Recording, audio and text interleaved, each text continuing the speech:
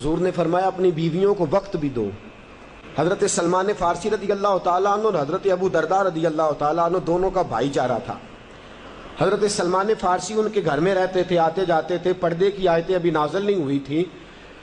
ایک دن آپ گھر تشریف لائے، کافی عرصے کے بعد حضرت سلمان فارسی آئے، چونکہ باغ میں رہنے لگے تھے تو آئے تو پوچھا اپنی بھابی جان سے، کہا کہ کدھر ہے ابو درداء؟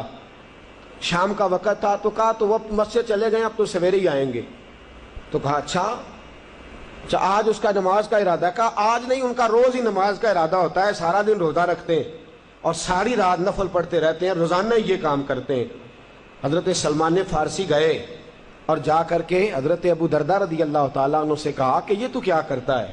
تو اپنی بیوی کو وقت ہی نہیں دیتا، تو اس کا دکھ سوکھ ہی نہیں سنتا، تو اس کو سمجھنے کی کوشش ہی نہیں کرتا، تو اس کے پاس ہی نہیں بیٹھتا، تو اس کو وقت ہی نہیں دیتا۔ کہا حضور کیا مطلب؟ کہا میں نے سنا ہے تو ساری رات نفل پڑھتا ہے، سارا دن روزہ رکھتا ہے۔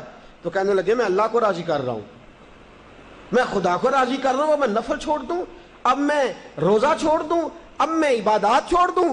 تو حضرت ابو درداء رضی اللہ تعالیٰ عنہ کے جواب میں جناب سلمان فارسی رضی اللہ تعالیٰ عنہ نے فرمایا کہ تو رسول پاک کے طریقے پہ عمل کر۔ حضور رات کو عبادت بھی کرتے ہیں اور اپنی بیویوں کو وقت بھی عطا فرماتے ہیں۔ نبی کریم روزہ بھی رکھتے ہیں، افطار بھی کرتے ہیں، حضور ان کے ساتھ بیٹھتے بھی ہیں، کھاتے بھی ہیں، پیتے بھی ہیں، رسول کریم علیہ السلام ان کو وقت دیتے ہیں۔ حضرت ابو درداء کہنے لگے نہیں، میرے خیال میں تو عبادات بہتر ہے۔ کہا چل اٹھ حضور کے پاس چلتے ہیں۔ حضرت سلمان فارسی رضی اللہ تعالیٰ عنہ اور جناب ابو درداء رضی اللہ تعالیٰ عنہ دونوں حضرات حضور کی خدمت میں حاضر ہوئے۔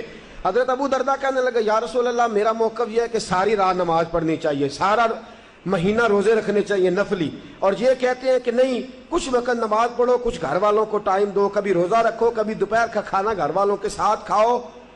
اللہ کے رسول نے فرمایا ابو درداء تیرا موقف درست نہیں ہے، سلمان فارسی جو کہتا ہے وہ صحیح کہتا ہے، روزہ بھی رکھا کر، گھر والوں کے ساتھ کھانا بھی کھایا کر، رات کو عبادت بھی کیا کر، اپنے بال بچوں کو وقت بھی دیا کر۔ فرمایا غلو نہ کر عبادت میں، ان کو ٹائم دے، وقت دے، ان کے لیے ہم نے پریشرائز کیا ہے، گھر والوں کو پریشرائز، بڑا کام ہے میرے لیے، بڑی مصروفیت ہے، وہ جو پہاڑ ہے نا وہ کیٹو کی چوٹی وہ بس میں نہیں گرانی ہے تو گرے گی، تو میں تو بڑا پار سے بڑا، اچھا 3 گھنٹے جا کے دوستوں کے ساتھ بیٹھ لیا، گپ شپ لگا لی، ٹیلی فون پہ 25 منٹ بات کر لی، لیکن گھر کے